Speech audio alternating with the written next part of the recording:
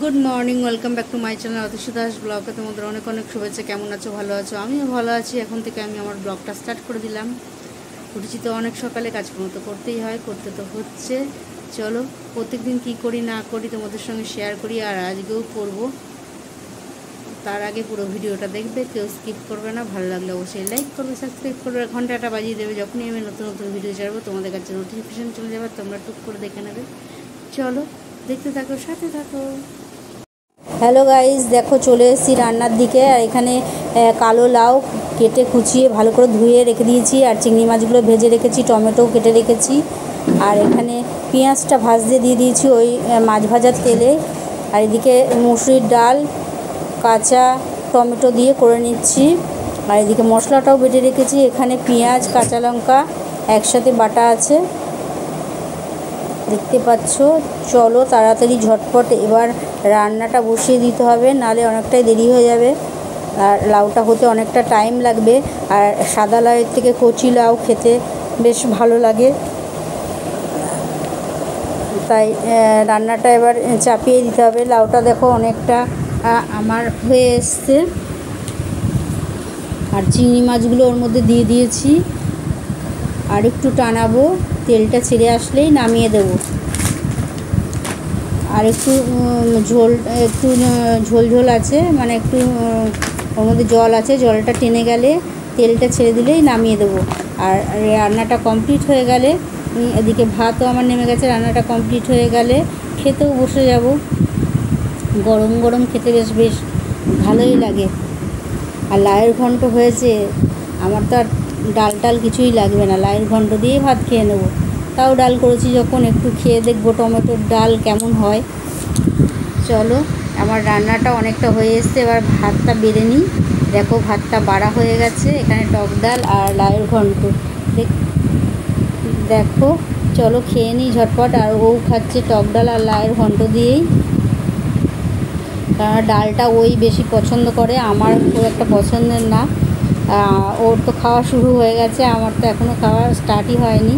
আর তারা আছে, ও তাড়াতাড়ি খেয়ে চলে যাবে, সেই জন্য ও তাড়াতাড়ি খাচ্ছে, আর আমি ধীরে স্থিরে খাবো। ও যতক্ষণ আছে ততক্ষণই তার দেখো খাওয়া দাওয়া হয়ে গেছে। এবার বাসনগুলো মেজে বেসিনে ধুয়ে নিচ্ছি।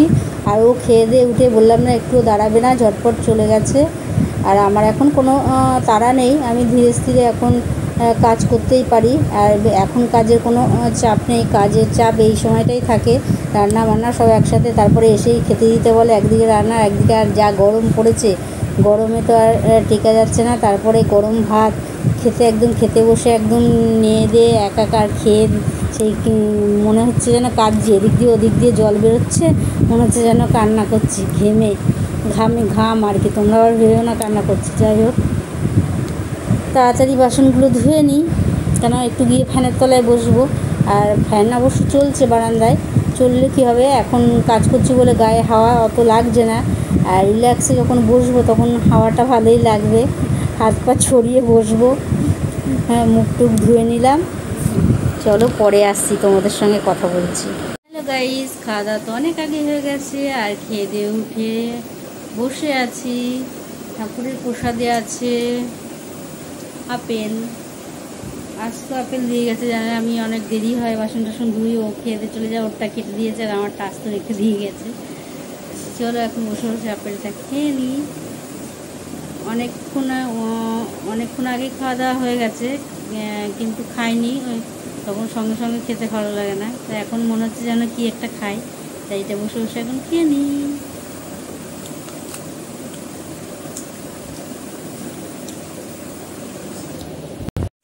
হ্যালো গাইস, আজকে টিফিনে ছিল এইগুলো, কুরকুরে, পপকর্ন, এইসব আজকে টিফিনে ছিল। খাওয়া হয়ে গেছে, খাওয়ার শেষে তোমাদের দেখাচ্ছি।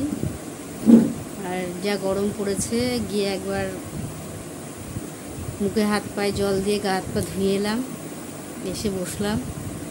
এখনই এই গরম, আর তো দিন পড়েই আছে। আর ভাত বসিয়ে দিয়েছি, এখনও ভাত হয়নি, ভাত বসিয়েছি। ভাতটা হয়ে গেলেই খেতে বসে যাব, কেননা তরকারি তো রয়েছেই, লাউয়ের ঘন্ট রয়েছে, আর ডাল রয়েছে, টক ডাল, কাঁচা টমেটো দিয়ে, সবুজ যে টমেটোগুলো হয় ওই টমেটো দিয়ে টক ডাল হয়েছে। চলো ভাতটা নামিয়ে আসি।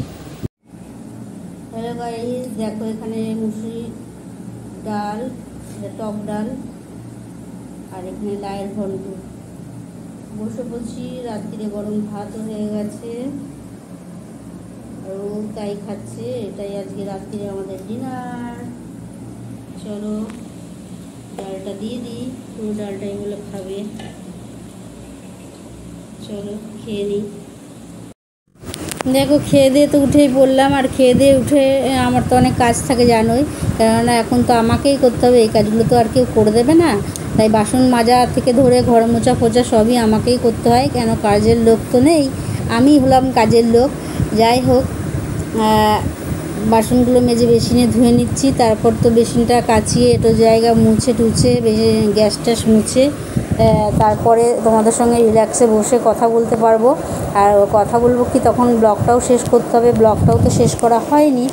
তাই চলো ততক্ষণ আমি ঝটপট করে নিই, না করলে তা তোমাদের সঙ্গে কথা বলতে পারছি না, ঠিক আছে?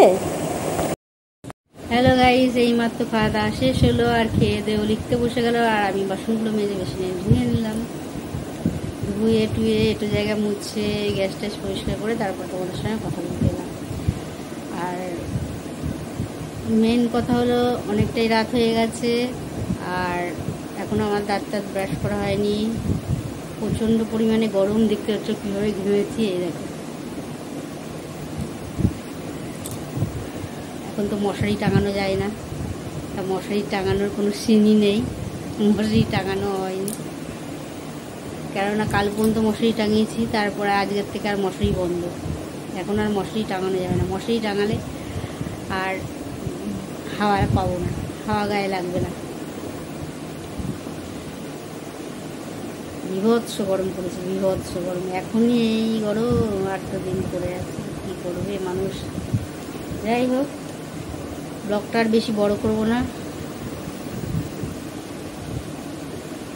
মোটের ওপর কালকের থেকে আজকের দিনটা ভালো কেটেছে।